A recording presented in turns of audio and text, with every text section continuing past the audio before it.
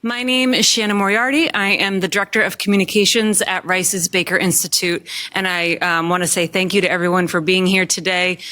We have a really interesting and exciting conversation ahead of us that I know affects everybody here in the city a great deal.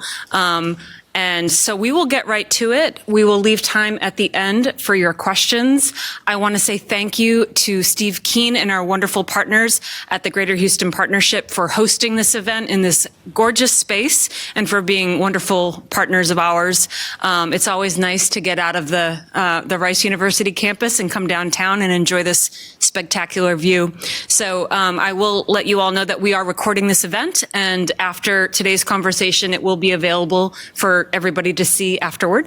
I welcome you all to take the one-pager that summarizes the findings of the report that we'll be discussing today. And with that, I will turn it over to Baker Institute Fellow Bill King. Thank you. Thank you all for coming. Let me introduce my fellow panelists up here. First, we have Mayor Anise Parker. I don't know of anybody that's got the practical experience with the City of Houston finances that she does. 6 years on council, 6 years as controller, 6 years as mayor. So I don't think anybody's had 18 years of practical hands-on experience with this. So we were thrilled when she agreed to come. She's also a Rice faculty member, so that gave us a little in with her to get her here. And then my colleague at the Baker Institute at our tax and, I can't remember the name now, Tax and Budget Policy Center. We just recently changed the name. And we're looking at, John's research has primarily been in the federal level. He's done some state, but they asked me to come help look at a lot more state and local issues. And so that's what part of this series is about.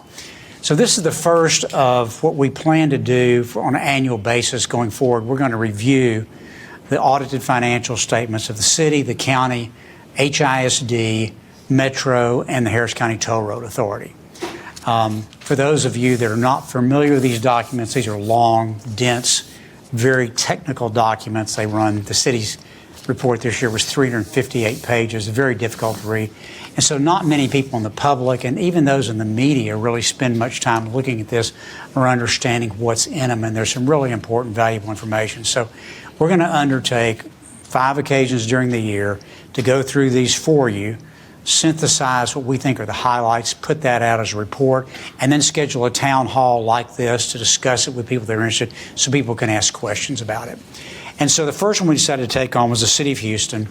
The city's their fiscal year runs from June 30th, July 1st to June 30th.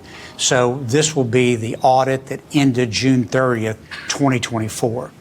Government entities have an extraordinarily long time to file their financial statements, 6 months. So this was issued late December, early January this year. So we've been looking at it and come up with this report. The county's report will be out here like next week. So that'll be the next one that we start working on. And so we'll be having another one of these in 2 or 3 months from now, probably. So with that, let me start off. And John, let me ask you. We put out a 20-page summary of a 358-page report. Can you kind of hit the highlights of what you thought were the most significant things that we found when we were reviewing the city's audit? Sure thing. So what we found is what everybody else has found, which is the city's facing a structural deficit. That ranges somewhere around after, well, it was about 150. But after a few add-ons, it's probably somewhere between 3 and 350 now. But basically, when we went through the document, we laid out the structural deficit, and then we talked about, we looked backwards a little to explain how we got here, and then we looked forwards to explain some of the challenges that we're going to face in the next few years. And so looking backwards, the big issue was pensions. And the pension crisis or pension issues that Houston has dealt with from the early 2000s. Looking forward, the issues are things that weren't included in this report that ended June 30th, such as the settlement with the firefighters. And the EPA decree was settled. It's been an issue, but a lot of that money has yet to really start showing up in the documents in terms of spending that's drawn out over a relatively long period of about 15 years. But we are seeing the front end of that. And then there's the recent case on the dedicated drainage and street relief fund, which the court ruled against the city. That's going to transfer some city money from one type of expense into an infrastructure expense.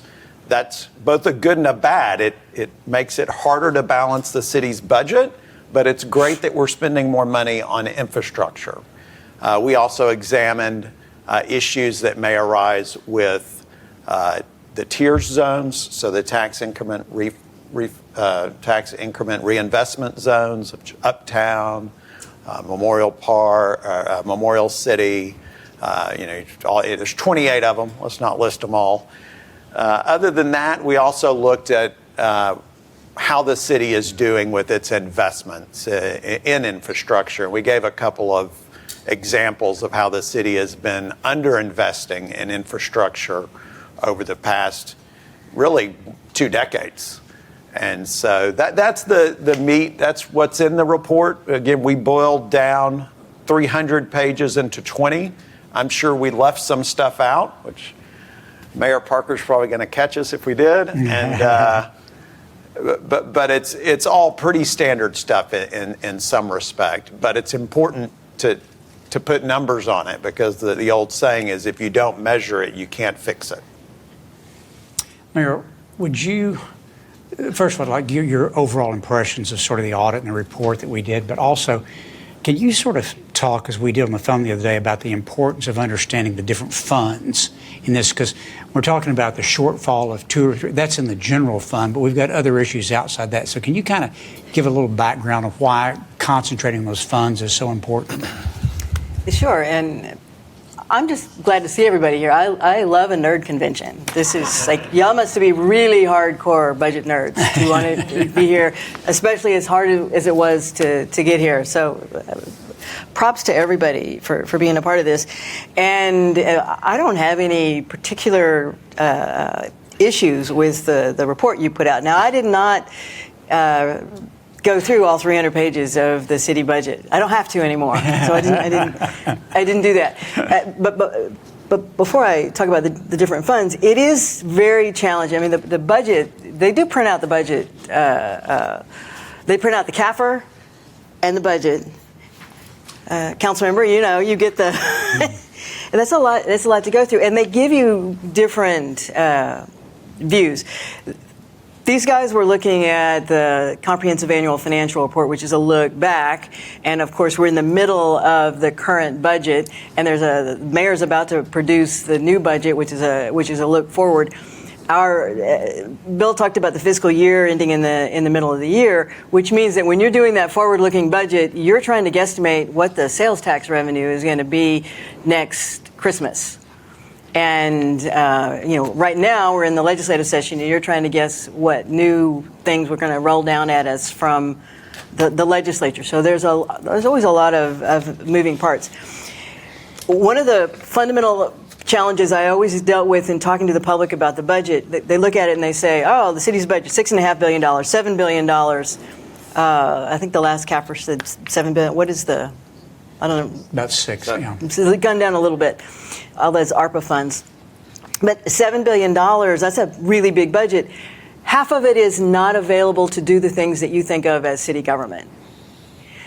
We have a number of enterprise funds, the biggest being the combined utility, which is the water sewer system. The next biggest is the airport system, the convention and entertainment facilities, and then there's some smaller enterprise.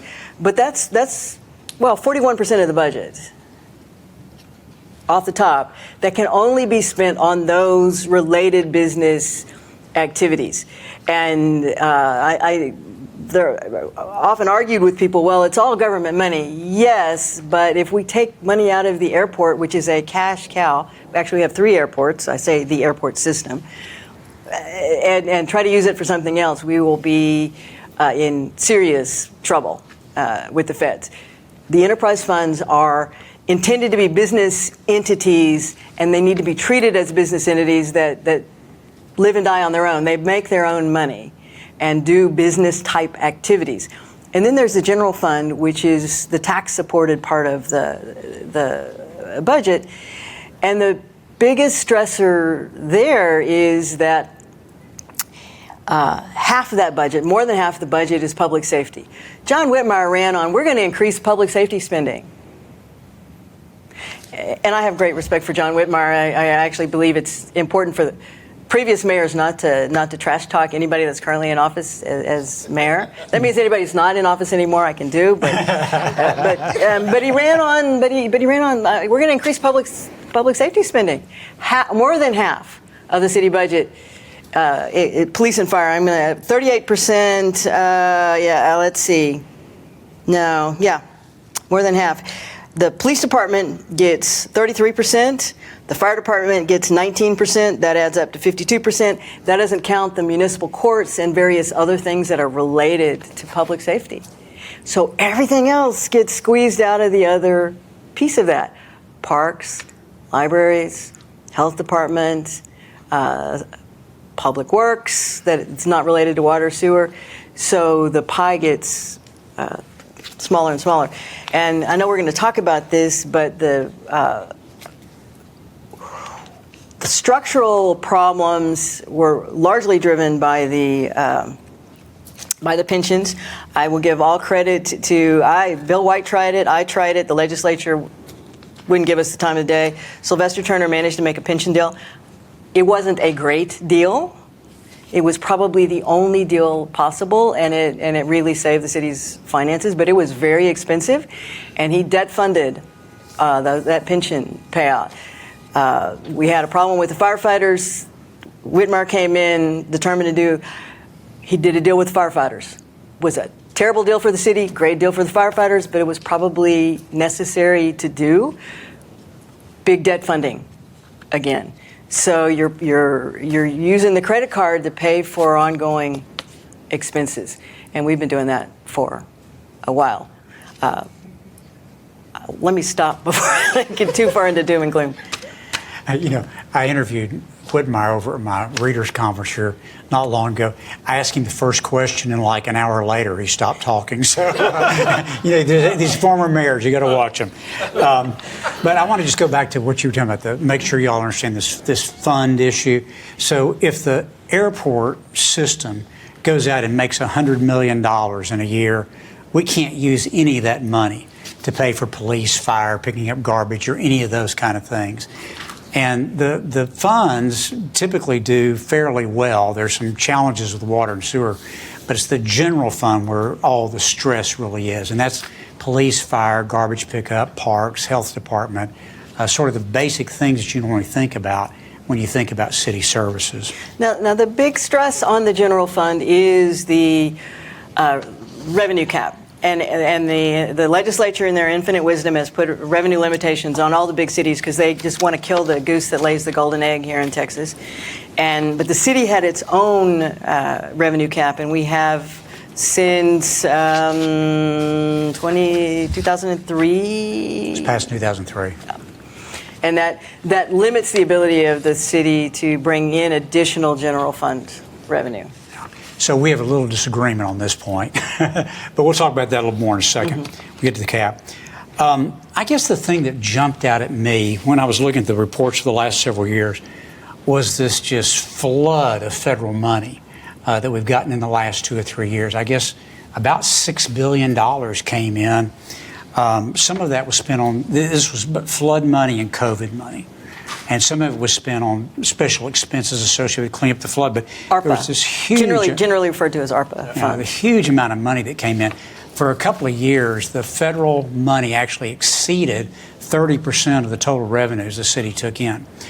And that went down in 24 by a significant amount. I think given the current political climate in Washington, we can expect that number to continue to go down. Do y'all want to comment on, John, you want to comment on what did that jump out to you as much and the kind of stress it might create? Yeah, I mean, obviously, when you have a flood of short-term dollars enter a system, it's easy to get addicted to that money in a sense, and that in this sense, I think it actually came at a perfect time. I think Houston was on the brink of some financial problems, and they got the ARPA money, and it allowed them to extend. And so maybe it was a bit of a saving grace. But now comes the hard part, which is learning to live without that money. And I think that, usually in a different political environment, we may think, well, maybe it's not going to go away. But I think the macro risks, when you talk about the economic risk we face, they're fairly large right now. It's funny because last year we went into the year certain to have a recession by almost all accounts. Every economist, everybody was like, within 2024, we will have a recession. We never had a recession. If all the economists are saying something, you can go the other direction. But when this year, the story is we're not going to have a recession. That 2025 is going to be a good year. But the start to 2025 is a little precarious. And we see it, like Anise talked about the sales tax numbers in the latest monthly financial report. For the first time in the last 5 years, budgeted sales taxes are above actual sales taxes. Usually that's been the other way around. And so will it stay that way?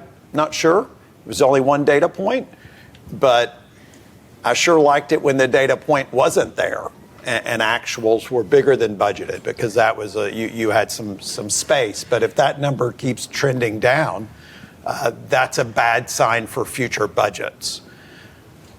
So yeah, I think this lack of federal money is going to be a big problem that we have to deal with, and it's going to require some belt tightening. So, Mayor, when you were in office, the city's always gotten some grant money from the state federal. I think it was running about $500 million a year while you were mayor. But this is a tremendous increase. Do you see the risk the same way, that we were spending one-time revenue on ongoing expenses? Yes, and for anybody, if you get an unexpected, you hit the lottery, you get an unexpected inheritance. The smart thing to do, you pay off your mortgage, you fix you repair the house, you do one-time things that you've never had the money to do before, or do you take a vacation, or do you buy all new furniture for the house? We did a little bit of the fixing paying off the mortgage and fixing the big things, but we also, Mayor Turner invested in pay raises for city employees that are an ongoing expense, and he used that one-time money to jumpstart that, and that the bill has to come due. Y'all both agree that going forward, we're likely not to see nearly this level of money. With the way the administration is going now, and so many other things have been, and there's also a ripple effect. There's federal government is one of the largest employers in the country, if not the largest employer. That's hundreds of thousands of people have been laid off. The tariffs, everything else, the impact on the economy is coming at us, plus the stressors that are already in the local government funding. So, yeah. We also saw it in other taxing units, such as school districts. They also hired a bunch of extra people during COVID, and now they're having to pull back and shrink down to a slightly smaller scale than they were when they were flush with ARPA cash. So sticking with the general fund and trying to figure out what to do with that, let's look at both the revenue and expense side of the equation for a second. So the two principal sources of revenue in the general fund are property taxes and sales taxes. I think they make up about 75% or so of the general fund. There's a bunch of other minor things in there, but we don't really have that much control over anything except property taxes. Sales taxes, it's set by the state. We'll talk about Metro here in a minute, how that might make a difference. But cities are basically entitled to collect 2 cents of sales tax. In the 70s, Houston gave away half of its sales tax to Metro. And so we only get half the sales tax that, say, I got when I was the mayor of Kemah to work with. But that number, you just kind of get your check from the state. You don't really have much control of what that number is. By the way, I'll give you a little breaking news. I don't think this is out yet. The city just found out that it had been overpaid $25 million in sales tax over a 3-year period. So Whitmire really can't catch a break right now. They've got to pay that back. But last year, sales taxes were down by a little bit. And I think that's the first time since maybe you were mayor. You had a year or two during the financial crisis that I think it was down. But it has been going up. But if you adjust it by inflation, it's been pretty flat for quite a while. So the only lever you've really got on the revenue side of any consequence are property taxes. And so we have 2 restrictions on raising property taxes in the city. We've had the one the voters passed back in 2003, which basically says you can't collect more property taxes than the sum of inflation and population growth for the previous year. The state came in behind that and passed another similar cap that looks like to me it's maybe not quite as restrictive as the cities, although both of them have a bunch of exceptions, so it's kind of hard to really compare them on a case-by-case basis. In both cases, the city can exceed it anytime they want to by holding a vote, which Bill White did in 2006, and it passed, by the way, overwhelmingly when he did that. He added $90 million. But it was limited to public safety. Public safety, yeah. And so that may be something, and John has made Whitmire's made some comments about he may need to do that again. So that may be something similar. But other than, fiddling with the cap, there's really not that much that we can do on the revenue side. Would you agree with that? Yeah. That's kind of, John, you think that's right? A very, very good summary. So we've got the expense side of the equation. And like Anise said, this is mostly public safety. So unless you're prepared to lay off a bunch of police officers or firefighters, way more than half the budget is sort of baked into the cake. Now, well, the other thing is that cities are service organizations, and you know this from your time leading a city. And truly, I've been out of office 9.5 years. So I haven't really gone deep in the weeds, but when I was mayor, 75% of the city budget was salary and overhead. 75% of that, less than half that's available to the overall budget of the general fund. And in my first term, I laid off 776 people. No police, no firefighters. Which I think is the only time that's happened in recent memory, as I recall. Mm-hmm. So the Whitmire administration asked Ernst & Young to come in and do an efficiency study. I think some of y'all probably seen the news about this. I've looked at it. John, you've looked at it. The sort of whisper number I'm hearing is that there may be $100 to $200 million of savings coming out of that. What's your impression of that study? And it's a standard managerial efficiency study that compares to other cities and looks at, is Houston the same as San Antonio and Chicago in terms of workforce and employees and how many people are underneath each employee. So it's a good way to start. I think there's more that we need to look at. I don't have any problems with the study. I don't think it's comprehensive. And I think you're right on the number. It probably would add up to something around $100 million in terms of potential savings. But that's never easy. It's not necessarily the lowest fruit hanging from the tree.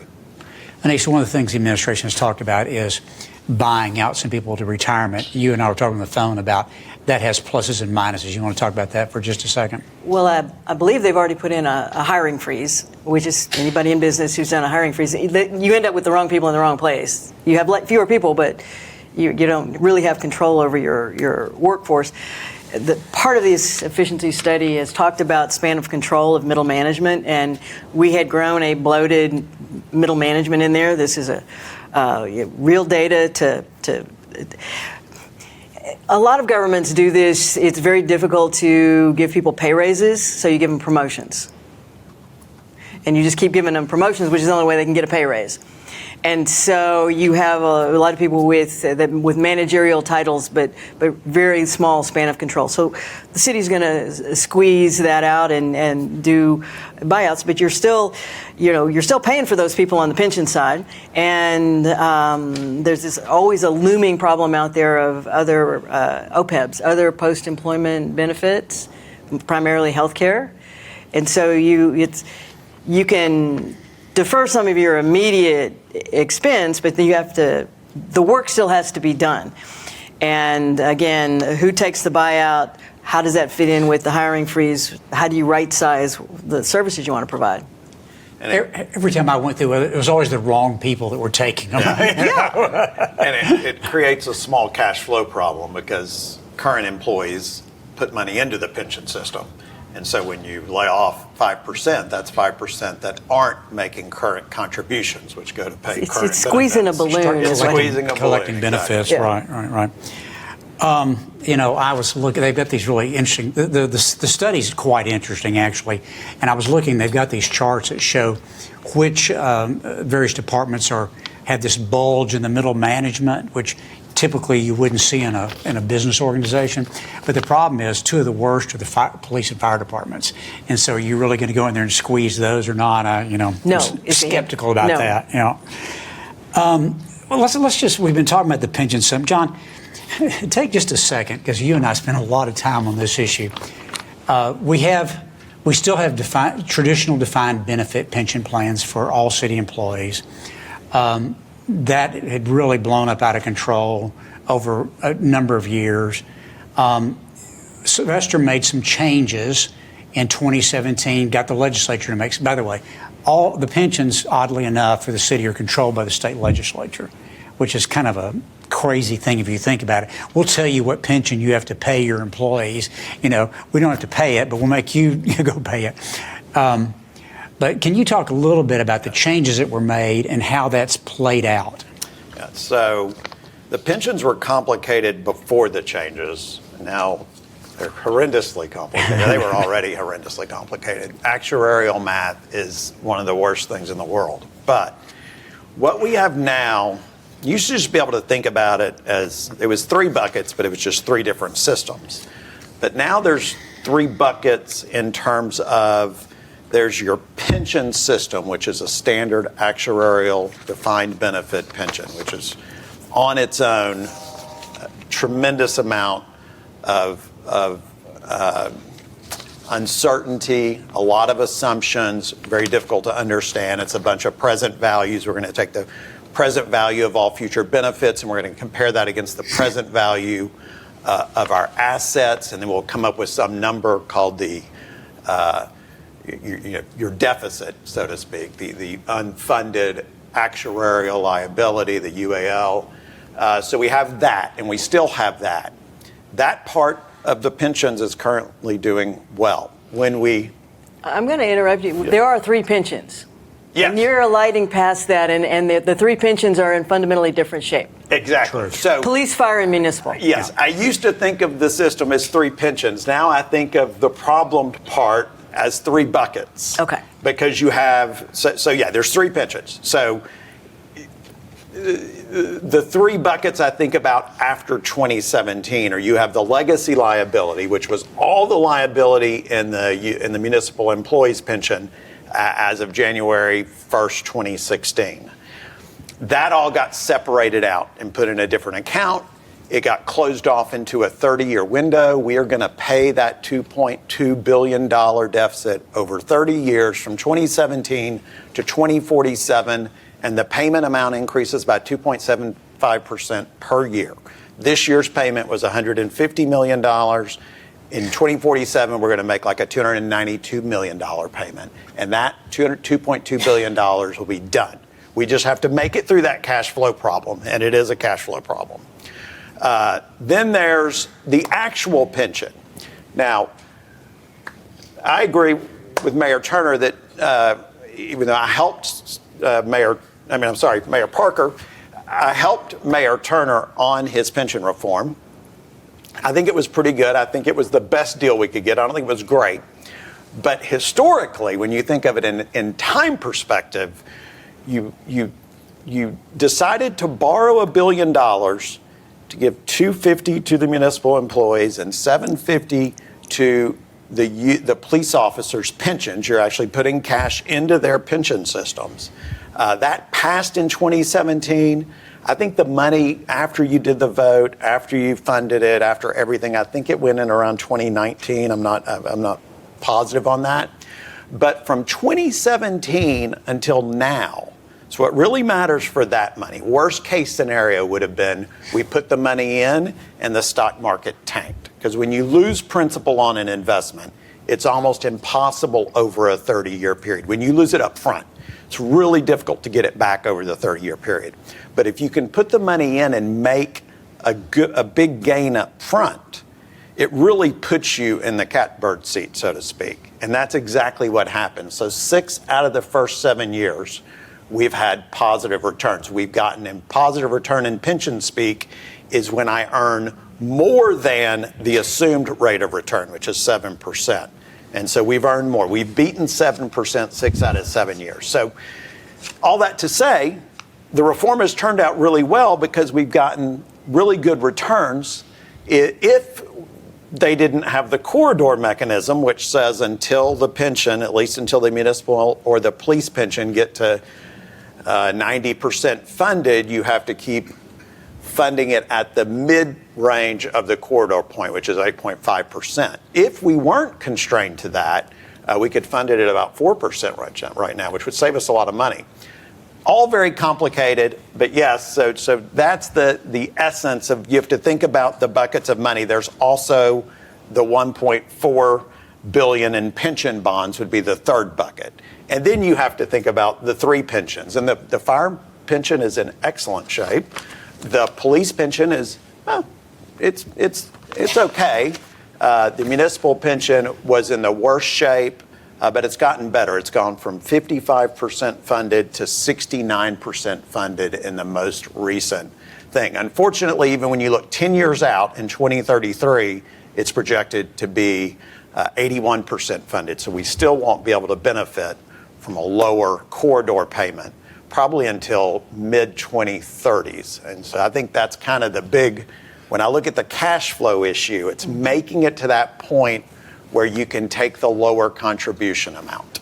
So two or three things I think they're important. Number one, understand that when you've got defined benefit pension plans like we've got, the employer, that being you, the taxpayer, takes the risk of the investment. If the stock market tanks, it's going to be back on us. The employees are basically held harmless from it.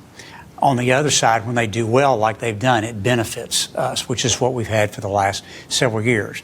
But fundamentally, you're taking that risk not only for yourself, but also for your city employees as well. And I'll just, right now, unfortunately, we're in a losing year. Yeah. So if you look at rates of return, we're sitting at probably a best guess 3.5%. So we're 3.5% short of the 7% assumption for this year. So this is probably going to be a year that we layer losses on top of prior year gains. Well, and we had a couple of decades of underfunding what the actuarial minimum was supposed to be, which is how we got into the problem in the first place. Yeah. And part of the reform is the city is no longer allowed to do that. So the reform had the $1 billion buyout. They have to fund at the actuarially required rate. There's this risk value and sharing study that's done that sets the corridor amounts. There's a legacy liability that was set aside and all the assumptions on that. And then I think everything else was pretty. And all of these reforms are really important because it makes the city behave, but it reduces the ability of the city. Every one of these, it's another handcuff. It's a handcuff. Exactly. So currently we owe, according to the actual calculations, they're underwater by about $2.5 billion or something like that, which ironically is where Bill White started when he was first mayor. We're right back to that point. But it had gone up much, much more. We've issued $2 billion of pension bonds to pay that down, and we currently owe about $1.4 billion on that. So we're right around $4 billion right now, so we still owe the pensions as of today. The real effect on it day to day for us is that the contributions to the pensions are about $400 million a year, and then the bond payments are about another $100 million a year. So we're putting right at $500 million into the pension, and by far the biggest piece of that falls on the general fund. And so that's one of the real challenges that we have. Before you start out with anything else, you got to make those payments out of that property tax and sales tax money. Right now, we're contributing, I think, somewhere between 25 and 30%, John, of salary. So if we're paying somebody $100,000, we're putting $25,000 to $30,000 into the pension fund for them. 38. It's around between 38 and 44. Okay. Depending on whether they're municipal, police, or fire. Yeah. And so obviously there's no place anywhere in the world in the private sector that you have anything vaguely like that.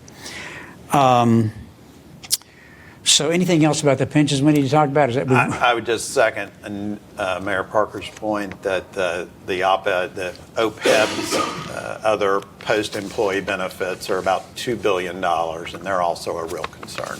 This is the legacy health insurance. We agreed to provide some health insurance benefits after our employees retire. And so that's a couple of $1 billion the last time I looked at it as well. So there's no money set aside for it. It's funded on an annual basis, but the liability looms out there. The liability looms, but you can just cash flow that, which is kind of nicer in a way. Yeah.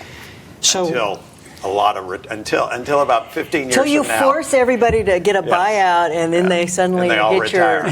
your So the one thing that jumps out at me at these reports when I look at them is, how badly we've underinvested in infrastructure over the years. And when I'm talking about this, I'm talking about mostly streets, drainage, and also the water and sewer system. Now, on the streets and drainage, we tried to do something to fix that. Back when you were mayor, we passed a drainage fee, which was supposed to bring in a whole lot more money and beef up. It hadn't really worked out that way. Can you tell us what happened? Why didn't it? This was yes. I went out and stumped for the drainage fee. It was one of my babies. I'll also point out that 3 months into office, I raised the water sewer rates 30%. Y'all loved me for that. And we put an escalator in there. We're going to talk about the combined utility a little bit later. So we did two really big things to try to stabilize those systems. One, the drainage fee. The other, an escalator in the water sewer rates. But the drainage fee was promised to the voters as a lockbox fund that would add an estimate of $100 million a year for new street and drainage projects. And we say street and drainage like it's one word because most of the streets are part of our drainage system. Yeah. Now, I say that kind of unironically because we had $1 billion worth of projects and we were only adding $100 million a year at that time. Unfortunately, Mayor Turner came in and made some decisions that I disagree with, and the courts slapped his hand, and now the Mayor Whitmire is having to pay the piper on that. And that is that the goal was that as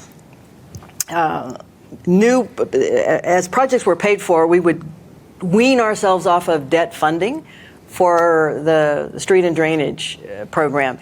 And previous debt would be paid off. That money would be turned back into new projects, and it would continue to escalate. It's what is collected in the drainage fee, and was it 11.8% of the general fund revenue coming in. And Turner made the decision to cap the 11%. The street and drainage money, the drainage fee was still in the lockbox, but the other half of the equation was capped, and so we were spending less than necessary. Now the bill has come due on that.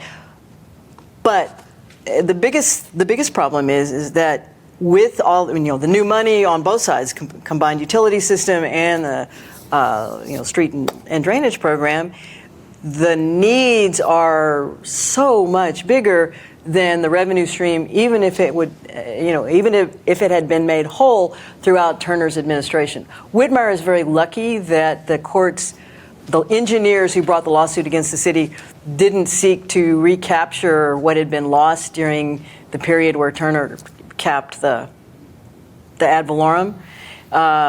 They just said, let's fix it and go forward. But it's not a new expense to the city. It's just the money has to go to streets and drainage. So it comes out of parks and libraries. or police. It's not going to come out of police under John Whitmire, so it's going to come out of parks and libraries. Yeah. Again, it's just another stressor for the general fund. Obviously, we need to be spending more money in infrastructure, but this is another problem that Whitmire will have to face in trying to balance that general fund. And I'm glad you said we really lucked out in a way, because had the courts gone back and applied it retroactive, which was I was afraid they were going to do, then it would have been like an immediate $400 or $500 million bill, which we obviously could not have paid. Since you've introduced the topic about the water and sewer system, let's talk about that for a minute. This is, by the way, if you're looking at the audit and the reports, this is called the combined utility system. It's a little bit confusing. It's an enterprise fund, as the mayor said previously, and we collect water and sewer fees to pay for that. No tax money goes into that, and we can't take, if we were to make a profit, we can't take it out and go spend it on something else. So this is a segregated fund, like a little subsidiary, you might think of it. And as the mayor alluded, for many, many years, we grossly undercharged what the cost was to run that system. And so it ran big deficits. Mayor Parker did an increase and then also did an escalator. However, right after the escalator, population growth and inflation both kind of went flat, so that didn't have that much effect. Turner, to his credit, in 2017, I think, did a step increase on top of the escalator, which basically raised rates by about 50% over 6 years. That's actually come in a little faster than we thought it was going to. So that fund, if you look at the balance sheet right now, looks pretty good. It's got, I think, about a $3 or $4 billion surplus, as I recall. The problem is that we've got some really big problems out there. You want to talk about our ongoing problems with EPA for the last 30, 40 years? Well, the reason that we raised the water and sewer rates, we weren't doing any renewal and replacement of the system, and we hemorrhage water every day through our system. The EPA is not so much worried about how much fresh water we lose. The EPA is worried about we take the water away, the sanitary sewer system, and we have been in negotiation. Again, it started prior to me. We kept fending them off, but Turner finally came to an agreement with the EPA on how to prevent what they call excursions from our sanitary sewer system, raw sewage flowing into the bios, basically, when we have heavy rains. And there was a consent decree, and that money that's sitting out there has to be spent on overhaul of a really decaying system. At the same time, one of our primary water sources is the East Water Treatment Plant. We need to do a complete, overhaul and rebuild of that plant. It's long overdue. So you have this. We're going to be fixing the sewer lines, but we also have to, again, focus on that fresh water out there, and that's. You may have a better know. That's $1 billion plan, probably. So when I was running for mayor, EPA came to see me, said, when I got in the runoff, said, we want to talk to you about what's going on at the city. And I learned at that time that the city's been under some kind of enforcement proceeding, consent decree or something, since I think 1986. Part of that's because unfortunately, we built a lot of things in Houston on the cheap for a long time. And so we've got a sewer system that was basically put together by a lot of MUDs and developers, and we don't have a big centralized system like most cities have. I think we've got 35 or 40 waste treatment plants. Dallas has 3. And so they're spread out all over, and the whole system leaks like a sieve.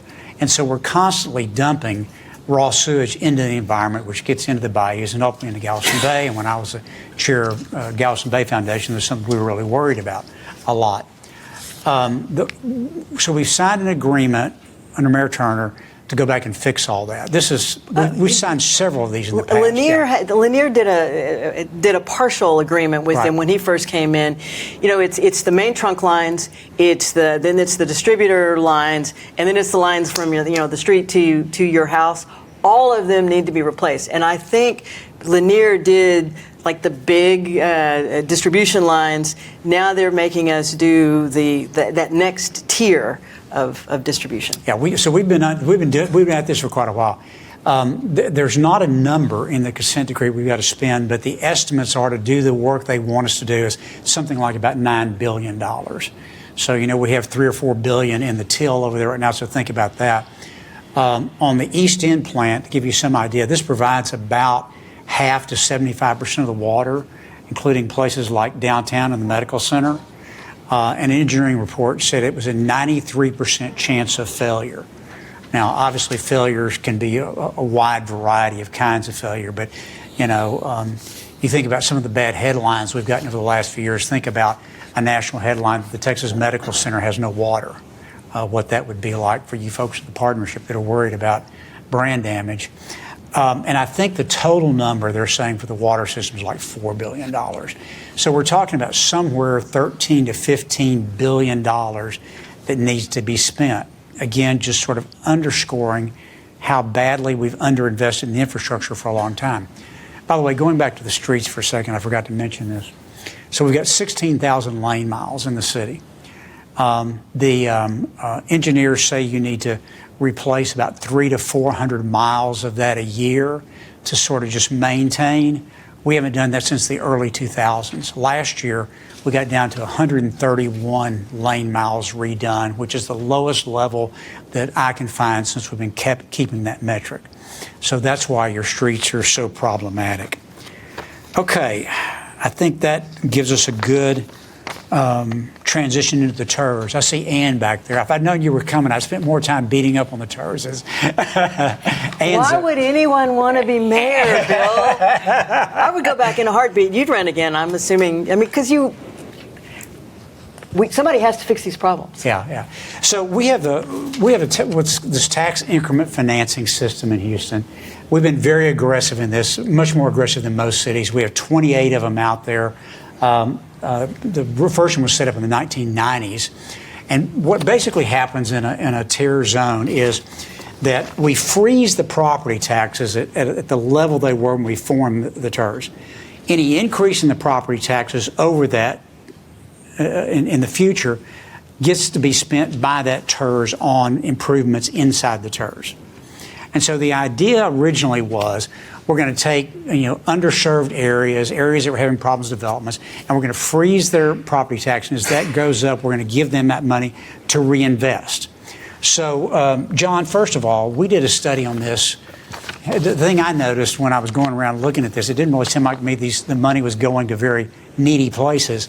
So we decided to study it that right. Can you describe what we did and what we found? Sure, absolutely. So we did it with Joyce and Bill and I and a student, Andrew. We looked at, we had a simple idea, which was like, well, wait, like Uptown TERS that's a pretty wealthy place, and Memorial City, some wealthy people. And so we just went to each TERS and mapped it out, and we took the census tracts in each TERS and went and found the median income of every census tract attached to every TERS. And then we went and got all the TERS budgets and looked at all the money they were spending, and we attached TERS spending to the incomes of each of the areas, which is not exactly correct, but it's definitely not wrong. So when you think about the benefits of the TERS, you could think of what are the benefits. So, well, if a TERS redoes Memorial Park, that benefits the people closest to the park the most. And as you get further and further away from the park, I would say you get less and less benefit. I used to run at Memorial Park all the time, and then I moved across town, and driving around 610 to get to Memorial Park is a nightmare. We never do that. So what we found was that, the rich TERS have all the money, and all the money gets spent within that TERS. And they've captured the most value. So Uptown has captured 98% of the value of its property, and so they get all of the money for that 98%, and the city gets 2% of that. And so those expenditures go to a relatively rich part of the city. And so if you compare wealthy TERS to non-TERS areas, essentially the TERS areas are being subsidized for their police and fire, and then they're getting all of this investment money on top of it. And then you can also compare a rich TERS to a TERS somewhere that isn't experiencing growth, and you get the same unfortunate allocation of resources or inequitable allocation of resources. And then I'll just say the economics literature has studied TERSs or TIFs, tax increment financing, for the last 4 decades. And there's a pretty, the results, they're depending on how the study is set up and what the variable is that you measure, there are different results. But if you compare apples to apples, the literature pretty much has one finding, which is TIFs don't increase growth of the whole city. So if you have a TIF in Uptown, it will increase growth in Uptown. But a lot of that is going to be growth that you just take out of another part of the city. And then as you build up Uptown, you get congestion effects, and that starts to slow down growth even in the area where you're doing the most investment, while other underserved parts are now growing more slowly because they just don't have the infrastructure to grow. And so they found that cities with TIFs often grow 1/10 or 2/10 of a percentage point slower than cities that have so the cities that have grow slower than the cities that don't. And so I think that is it's a valid concern for Houstonians to think about, is how do we want to structure these TIFs, and do we want them to live forever is really the question. You want to talk about the longevity aspect of this? So the first one was the Galleria, It was it's now called St. George, but it was called St. George's Place. There was St. George's Place by the Galleria, but then the Uptown TERS, and it started in the Lanier administration, so it goes back a ways. And the idea for the Uptown TERS was really that was focused on sales tax generation. We're going to put money into the Galleria area to drive up property values, to drive up property taxes, to drive up sales taxes as well. And I hope you like all of those, like arches and but the TERS pays for all of those the street improvements, and the TERS also had a big role in even the TxDOT work on 610 and the interchanges there. So it's not just about the city. There's an idea, though, that there's a lot of city money sitting in TERS. Well, yes, there's a lot of city money sitting in TERS, but it's not just like pots of money. It's all debt encumbered. Yeah. Every council member wants a TERS. Every district council member wants a TERS in their own district because I don't know. There's some kind of cachet to have a TERS. TERSs don't work in poor areas. They only work in areas where there is an upswing in property values. But we have a lot of TERSs in places that they don't belong because council members push through TERSs because there's magic in a TERS. My idea of the existing TERSs was, could I leverage the money that was in those TERS for other things? So when we did, I'm going to argue with you a little bit about Memorial Park. Memorial Park, Herman Park, George R. Brown Park, there are a few places, even Discovery Green, there are a few parks that are destinations. People will drive across town to get to those parks. And so we leverage the Uptown TERS. We added Memorial Park in so I could pull money out of the Uptown TERS to pay for the infrastructure improvements, those like the land bridges and so forth in Memorial Park. And I think those were a good use of funds. But should a lot of these TERSs be prevented from doing new projects? Yes. You need to draw a line and say, you can't keep spending. And I think Whitmire is very much interested in doing that, but it's not going to have an immediate or even really a short-term impact on city finances because right now all of that revenue is encumbered. Yeah, the TERS is... I agree that this, Memorial Park is a big value to the city. Well, I don't want to say that it doesn't carry a value. It does, and I think building uptown, did it grow? Did it create sales tax revenue? Yes, but it also there's a cost that we don't see, and I think that's what the literature tries to measure. But yeah. I don't think TERSs are just bad and we just have to get rid of them. I think we need to think about reforming them. I also there's a downtown TERS. I also pulled it along Buffalo Bayou because we did the Buffalo Bayou Park while I was mayor, and in order to get the Kinder investment, they wanted assurances that we wouldn't do what the city normally does, which is build something nice and then not maintain it.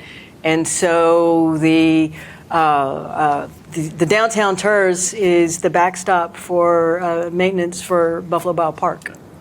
I think, actually, Mayor Parks, I thought was very clever. She basically was able to take money out and offset what would otherwise have been general fund expenses. So it was a way really to get some money back in. Well, the TERSs are also, it moves money out from under our rev cap. Well, that may or may not be right. Yeah, there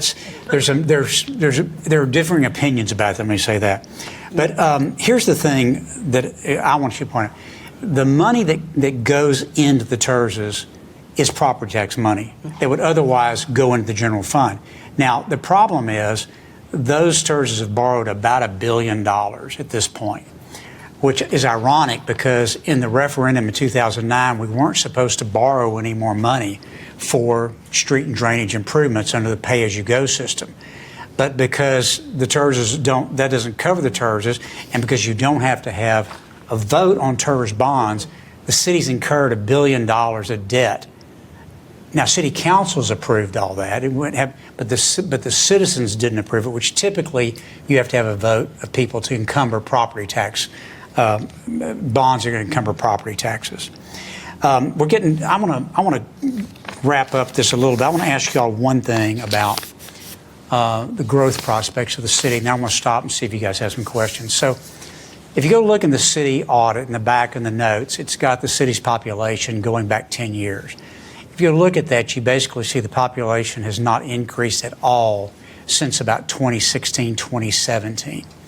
Now, I will tell you that when you talk to demographers, HGAC, and the city of Houston, they don't think the census is counting correctly.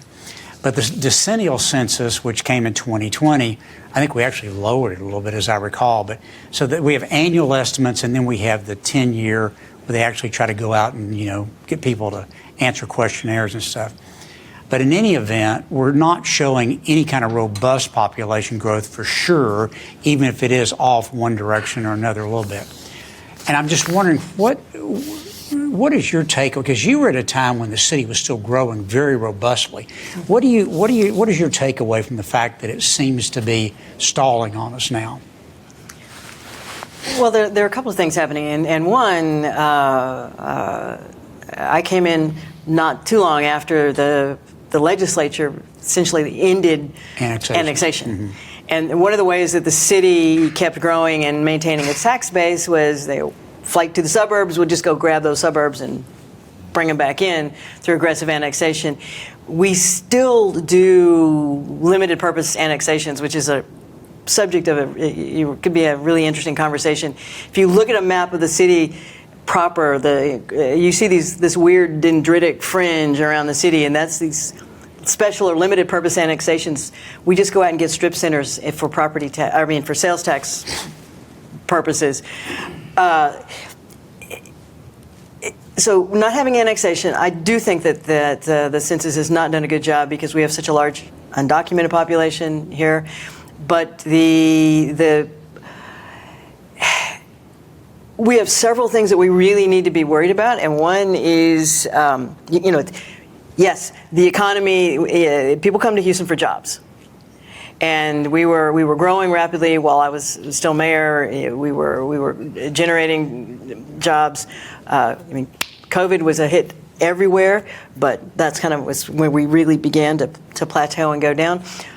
But we are in the hurricane belt, and Harvey set us back, and the more risk we have from climate instability, so you have the economic risk and the climate risk. I don't think you're going to see any of the Sunbelt cities continue to grow at the rate that they have been. And you women keep having a lot fewer kids. Okay, I'm going to stop there and take questions from you guys. Who's got some questions out there? Doug? Hey there. Can I wait for Mike? Yeah, I want so we can make sure you get your question recorded. Thank Yeah, you, they've got Shannon. mics, so if you've got a question, wait till they get, so we'll pick up your question on the recording. Okay, so now that I got the mic, I'm going to cheat and ask two questions. First, I wonder, do any of you know about any polling on the rev cap? Is there a political appetite to lift the rev cap? Secondly, do you think that TERSs, because of this bonded indebtedness, are essentially a permanent fixture of the city of Houston now? Is there any way to unravel this mummy? I mean, yeah. I mean, you can stop future projects. You can draw a line and say we're not going to do any more TERS projects that are already funded, and then the money comes back into the city of Houston. But again, the revenue just means that the city would be paying the debt. And the only real savings you have is there is an overhead. Every one of these TERSs has consultants, lawyers, staffers, and so forth. But it's not hundreds of millions of dollars that's suddenly going to be freed up. It just means that the city would be managing its own projects and its own debt. And this was a way to, in a lot of ways, to kind of like sidestep some of that. And the other question was Political appetite for loosening the rev cap. I hope that Mayor Whitmire is thinking about doing something similar to what Mayor White did, which was an exception, taking to the voters an exception for public safety. But I don't know whether that's. And you still have the state that'll hit you if you did away with the, or if you did the exception for the city. But this, you can vote down. You can vote to be out of the state as well. Yeah, So- I mean, it's a matter of going to the voter. You either go to the voters for an exception to the revenue cap, or you go to the voters to increase property taxes. We haven't had a property tax increase in the city of Houston in 25 It's been a long time. years, maybe. Way back to Bill White sometime. No, I don't think Bill White did. Bill White actually began lowering it. Yeah, before the cap. We took started effect, lowering yeah. it, and I was a council member in Yeah. the Brown administration. We started lowering it in the Brown administration. He did a sidestep of the rev cap, but he did not raise property taxes. But when you say The we rate. haven't raised the rate, Yeah. obviously Right. property values go up. So this year, there's going to be about a 5% increase in property taxes in the city, even though we didn't change the rate just because values went up. So there's always that factor that you've got. What rev cap does is it forces there's a tweak. The rate has actually gone down incrementally Right. for a long time. Yeah. But let me say, Doug, I understand there's a poll in the field right now asking that very question.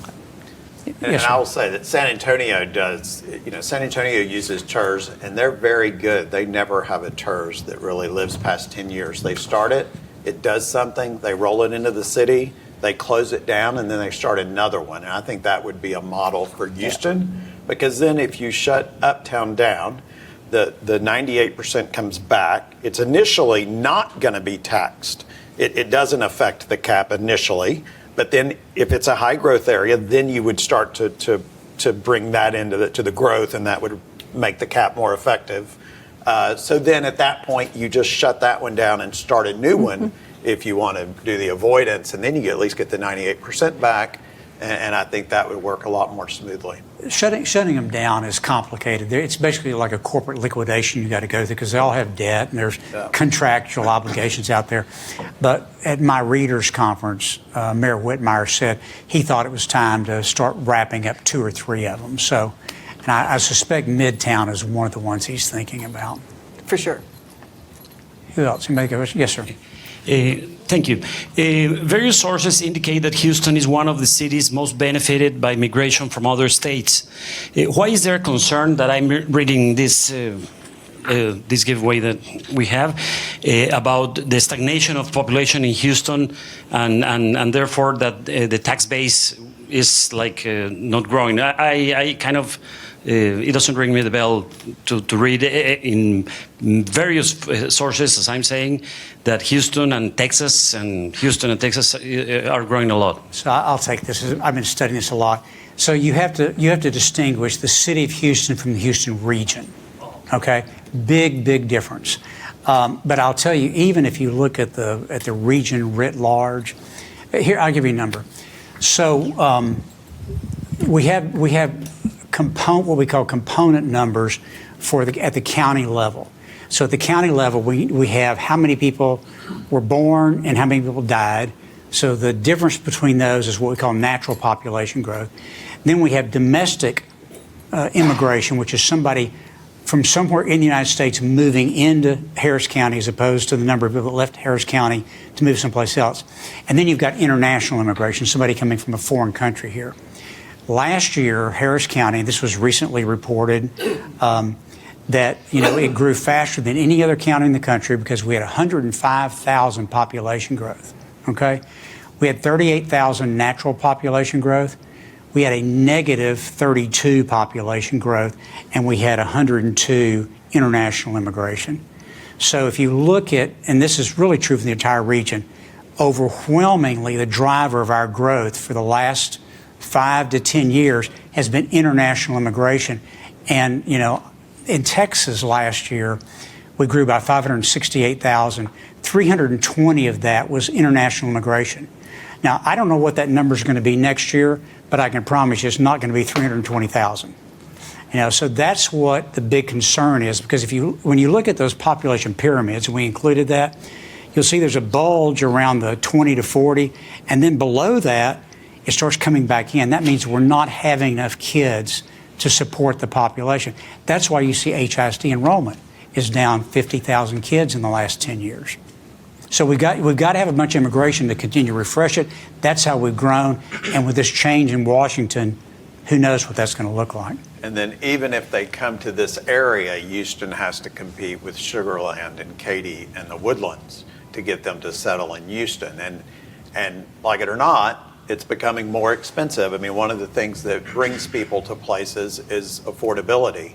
And Houston's becoming more and more expensive. And the surrounding areas are relatively cheaper, and I think that's been sometimes. They're not always. For the last 8 years, Harris County has had a negative domestic migration. For the last 8 years, more people have moved out of Harris County to someplace else than moved into Harris County. Now, a lot of them weren't moving to California, they were moving to Fort Bend or to Montgomery counties or something, but that's been the case. Yes, sir. Good afternoon, everyone. My name is Alexander Hernandez Garcia. I am an undergraduate student at Rice University studying political science and cognitive science. And my question boils down to the current federal administration has been implementing tariffs that have been kind of stunting our relationships with foreign nations such as Canada, Mexico, China.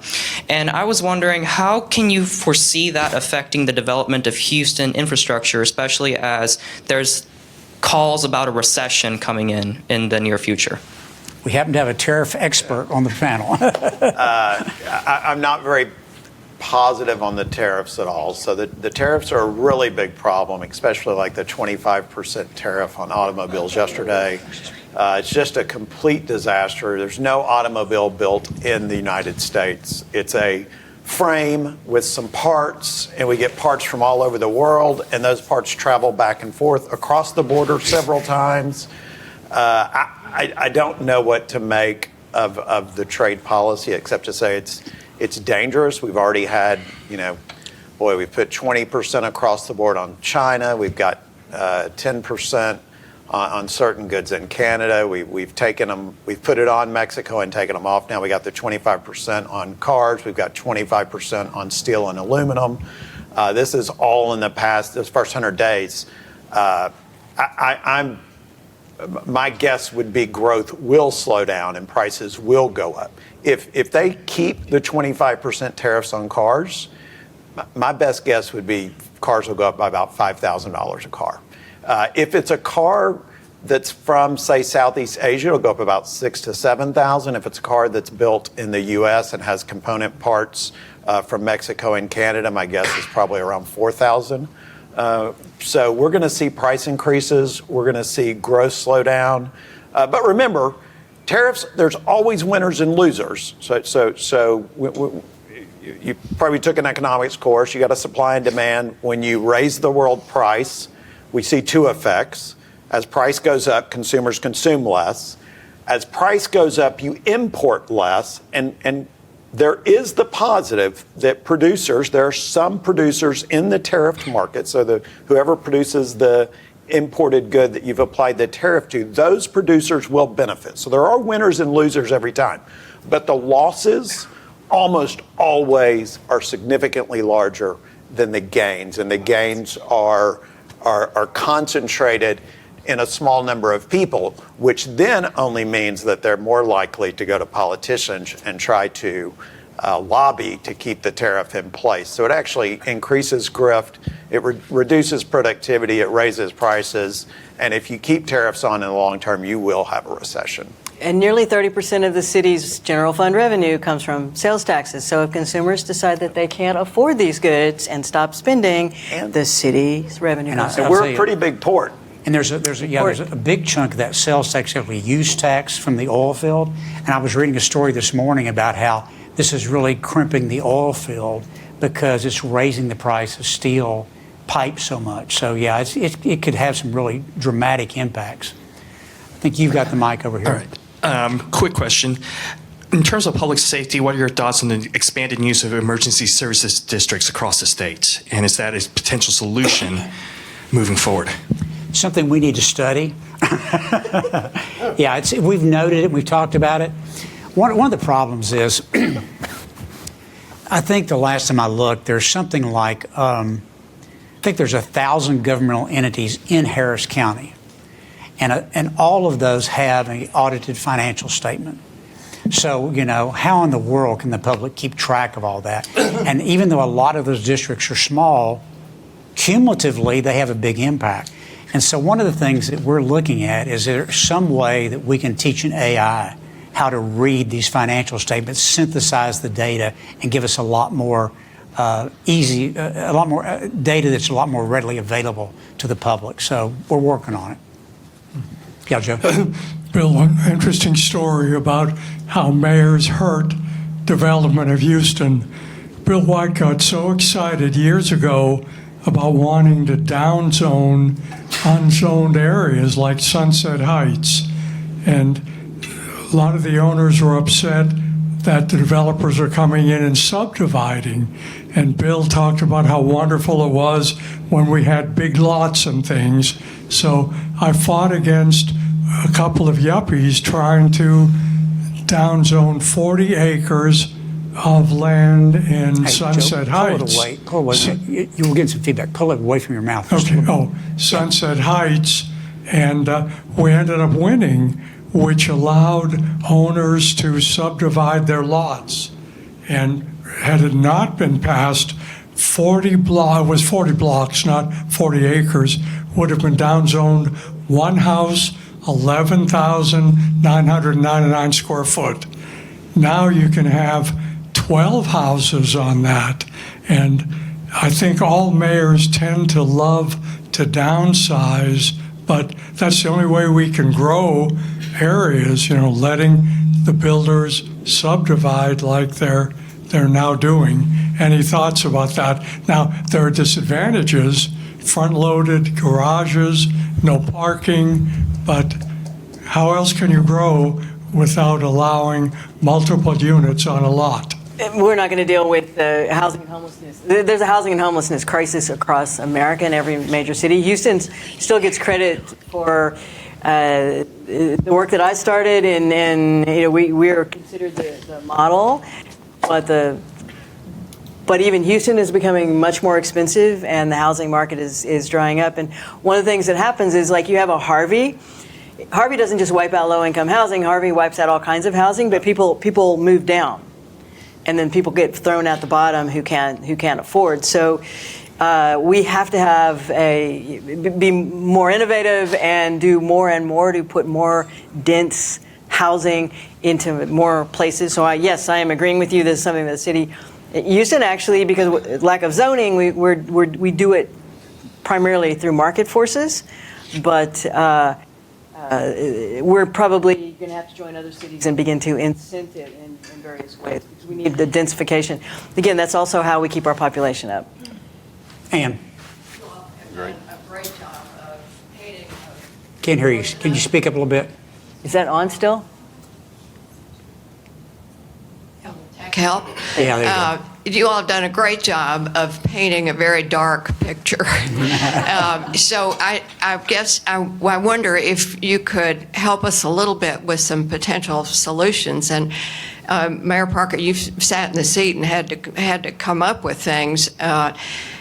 Every budget I know of, you've got to look at two sides. You've got to look at cost and you've got to look at revenue.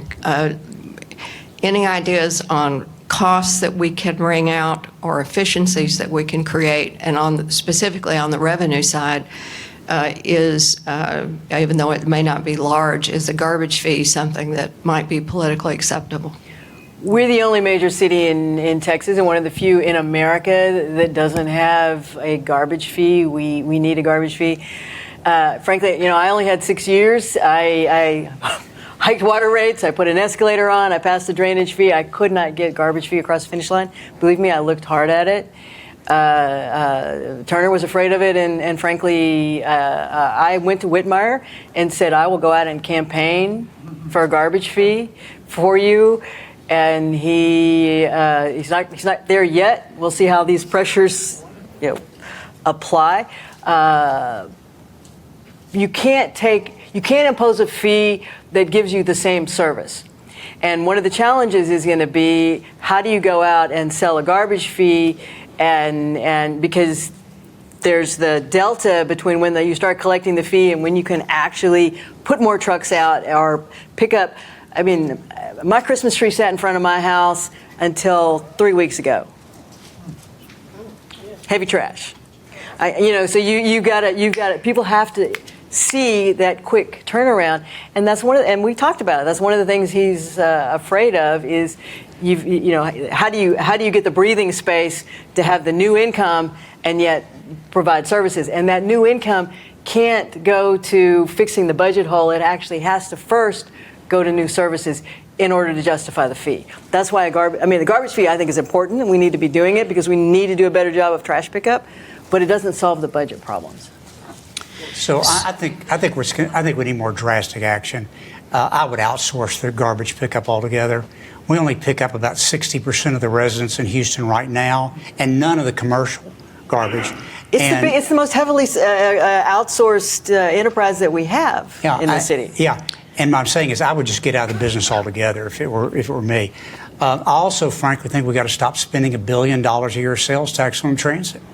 We actually don't. We spend about $800 million because there's something called the general mobility payments where we get back some of that money. And although for some reason, in terms of administration, he didn't really get back the full 25% that you can get back, I think you're going to see Whitmire pull all of that back in. There's only 3 transit agencies in the state that get the full penny: Dallas, Austin, and Houston. All the rest get a half a cent. So I think you're going to see a lot of discussion about whether we want. We're carrying 25% fewer riders today on Metro than we did in 2000, 25 years ago, and the city's population is up by 60%. So I think that's going to be one place we're going to have to talk about. And I'm going to argue that you still have to have a mass transit system for those people who do not have the ability to get to their jobs, to get to their their doctors. You have to, and I mean we moved Metro. We did the bus reimagining while I was mayor, and we did the whole new the new bus system. We really focused on the bus system rather than light rail as the workhorse. I don't see how you can pull half the money out of Metro and still have a functioning bus system for the people who need it. Yeah, the bus system doesn't cost that much money. It's the light rail and all those projects what really set us back. But we're not doing any more light rail projects. Fort Worth, and we've also got over $1 billion in cash at Metro right now, but Fort Worth, San Antonio, El Paso all run their bus service on a half cent. So I have a Yeah, question but we're a big sprawling city. I'm sorry. Yeah. We're gonna argue up here.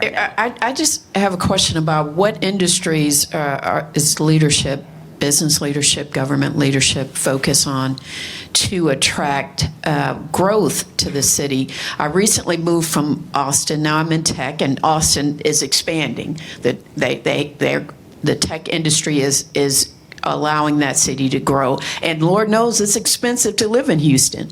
I mean, in Austin, as you pointed out in Houston. I spend quite a bit of time in the Dallas Metroplex area. For the life of me, I have no idea what the industry is there, but it's growing. What is the plan here to bring industry that attract growth for Houston? Houston is the largest foreign tonnage port in the United States. Our lifeblood has always been trade. President Trump is doing his best to drive a stake through that foreign trade right now, which will have a huge impact on the city of Houston. The oil and gas industry is still, I don't know, 30% of the economy, something like that. It is the industry itself is working as hard as it can to diversify, to go into other forms of energy besides petroleum base, but it's a depleting resource, and the world is changing around it. So we have to worry about that. The Texas Medical Center is the single biggest destination for foreign visitors to the city of Houston. We can continue to innovate and lead. Our big problem is that we can give you the best medical care anywhere in the world. We don't commercialize the medications, the techniques, the apparatus that we invent and test here. We're not the place that manufactures it. That is one of the best places we can go right from the Texas Medical Center into putting into production the amazing advances that we pioneer. But we send them some other place to build. I thought that's what TMCX was supposed to be. It is. Yeah, And they've made some progress. Jim Allison's work over there on immunotherapy is taken off, and there's some good things going on over there. And Apple just announced they're going to do. I think Houston is going to pick up. So Austin's actually it grew really quickly, but it's in a little bit of a downturn right now as people move to the suburbs in Austin, and so the city of Austin has actually lost population over the last year. Housing prices are about 20% down in the last year and a half. I think they grew too fast. I think Houston needs to not grow too fast, but I think it's an all of the above strategy. You've got to continue to be a leader in trade. You've got to continue to be a leader in health.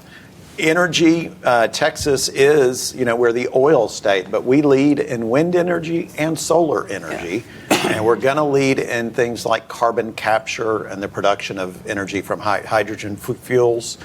So Houston needs to compete on all fronts.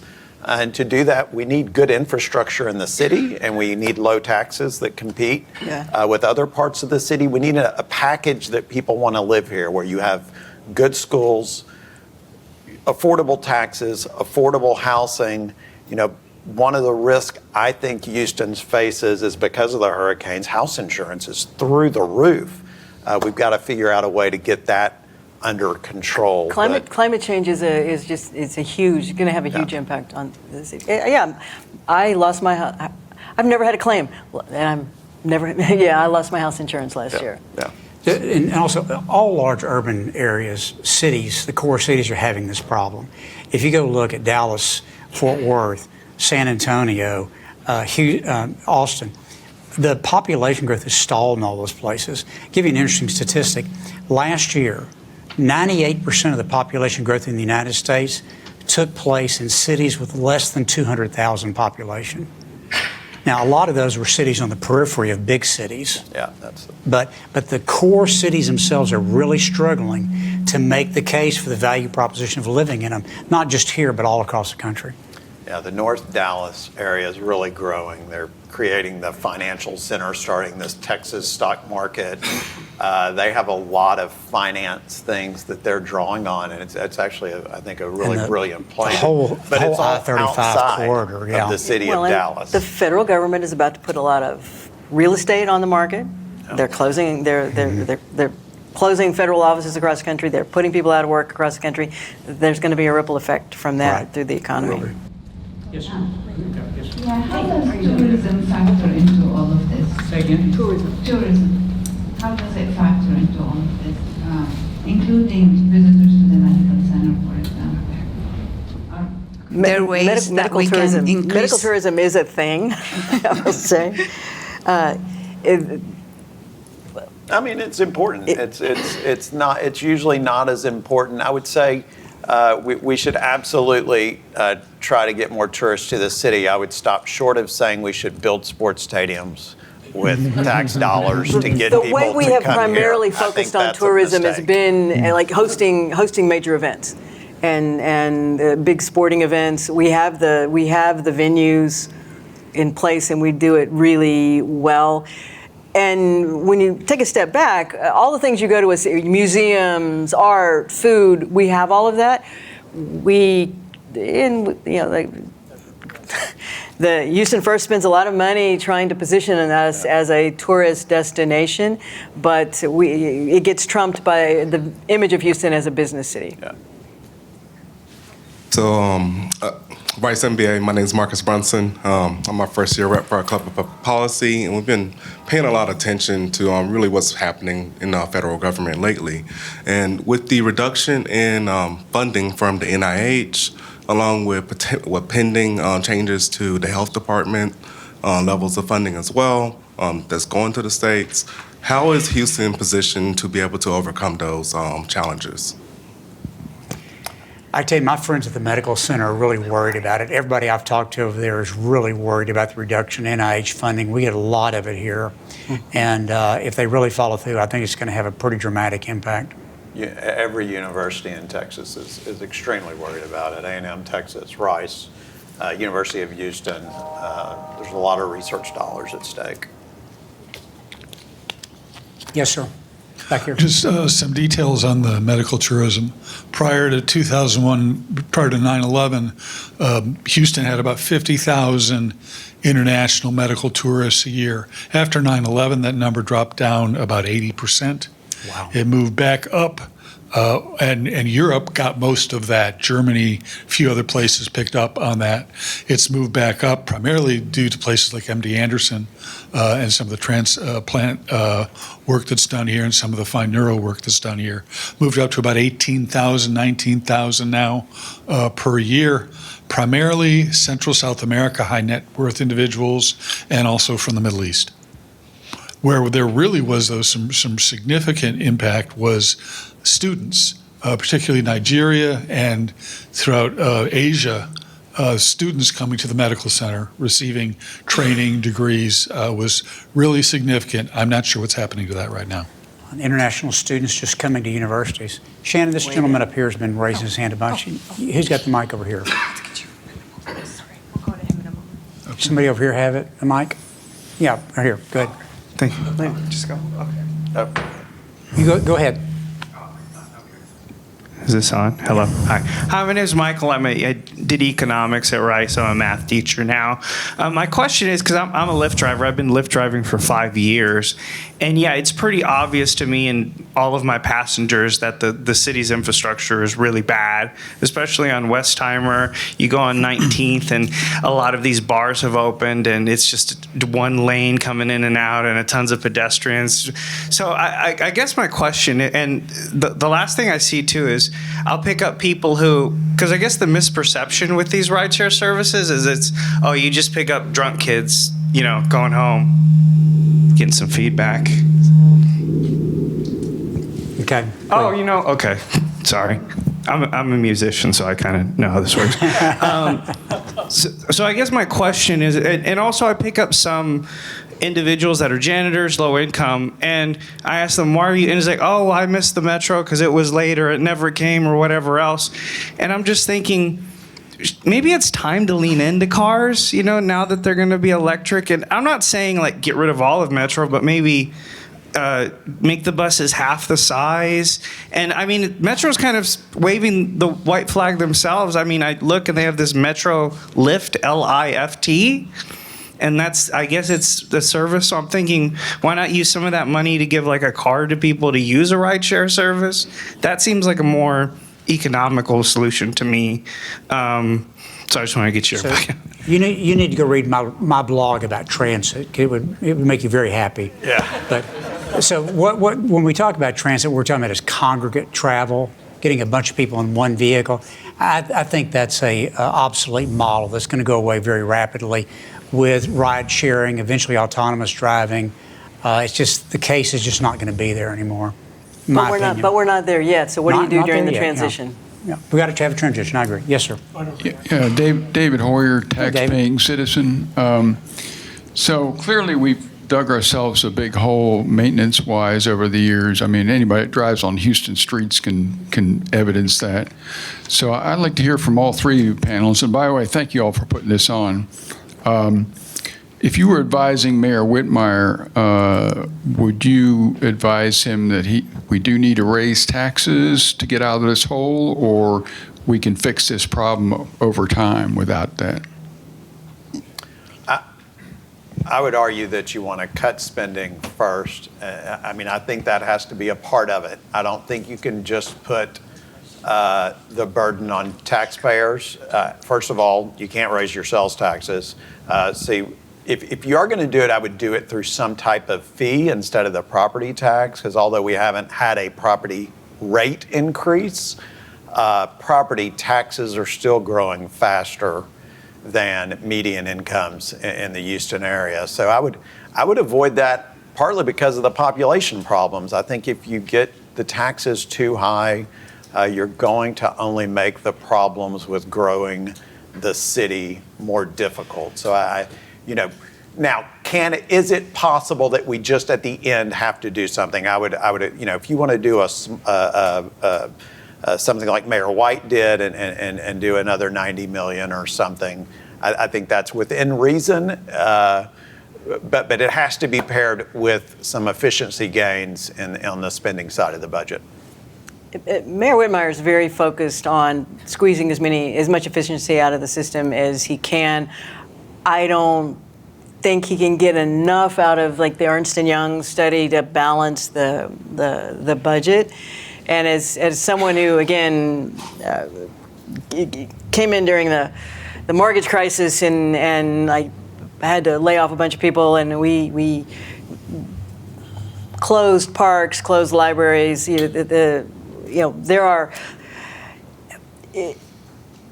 city has to execute on the fundamentals, but it also has to be a city in which people want to live, and there are certain services that people expect. And so, squeezing the efficiencies out of the system is, he'll take it as far as he can. I don't think he is at all interested in raising taxes. I think a sidestep for public safety will do it, but again, that's limited to public safety, and it's not gonna help the where the big stress is in the budget, but I don't expect to see an initiative to do that. I hope, fees. I hope, as I said already, I think a garbage fee is important, but you have to be able to put you have to link it to better service if you're going to pass a fee. David, my advice to him was don't run. Yeah. Early on in the panel, you mentioned that sales tax revenues were in decline or off the cliff. Is that overall? Is it automobiles, restaurants? Are any of those leading indicators saying that the next shoe is about to drop? It wasn't off the cliff. It was that very first signal. So if you look at the last monthly report, so if you look at it for 5 years, actuals have been above budgeted, and that's you like being there because you're more than you budgeted for. But in this last month, they crossed over for the very first data point, and the budgeted is above actuals, and it's a decent sized gap. If that continues, and with what I've seen with all of the consumer sentiment numbers, I'm looking at that thinking this could be a bad starting point of a downward trend. So nothing's fallen off the cliff yet. We have one data point. We need a lot more than one data point, but it's not a great data point. Can you tell where it is? Is it restaurants? Is it retail? Apparel? I get from the consumer numbers, restaurants aren't doing well at all over the last quarter. They've been going down, but I don't know outside of that. I know so in the last report, I know the restaurants did really poorly. So, God, what else was down last quarter? I can't pull it out. We don't know from looking at the sales tax, from looking at general economic numbers. But I'll tell you, a very important part of Houston's sales tax is actually the use tax, which is where somebody sells a property, a piece of equipment or something. Business to business. Yeah, business, and they sell it or buy it in the city of Houston, and the sales tax hasn't been paid, so you have to pay a use tax. So that's a big number for us because of the oil industry, and I suspect that's probably something that's affecting it. Mayor Parker, you mentioned the climate crisis. Hurricane Harvey has been the worst thing I've been through. And yet in my lifetime, I've been here a long time.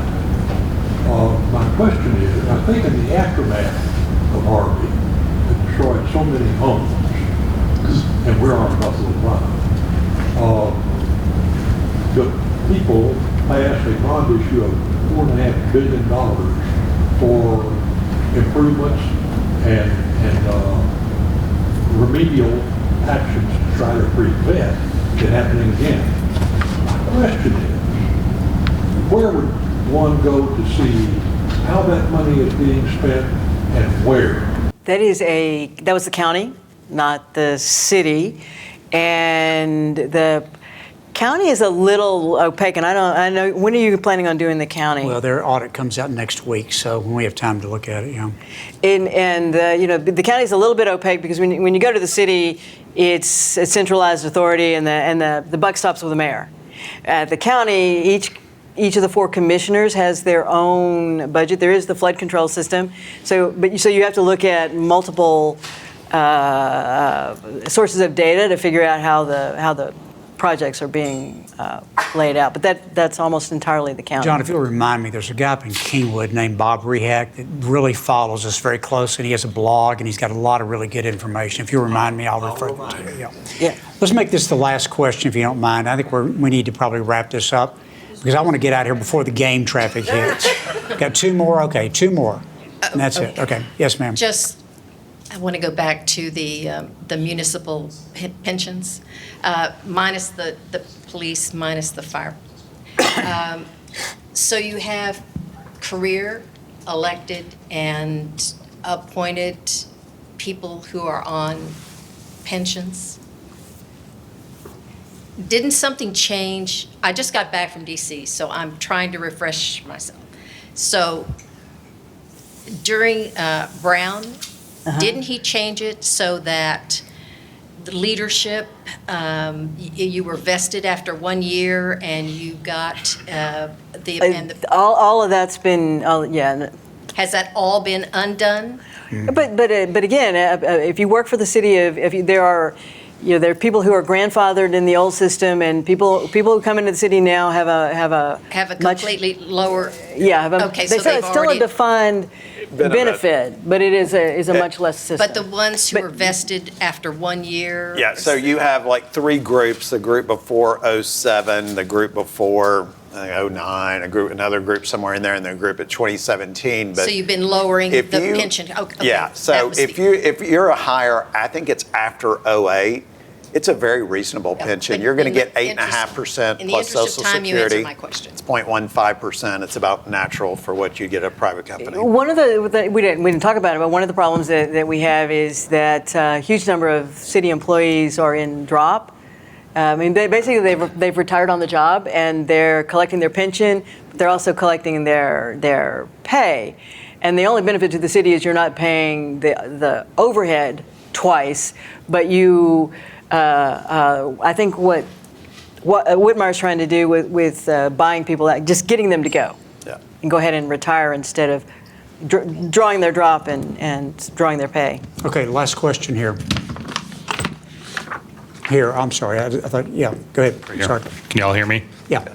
There's been a lot of sort of negative narrative about Metro on this panel. I think it's important to offer some additional perspective here. In many ways, Metro has been a success story compared to national peers over the past 10 years, starting with the bus reimagining under Mayor Parker, bus ridership was steadily increasing as bus ridership was declining nationwide.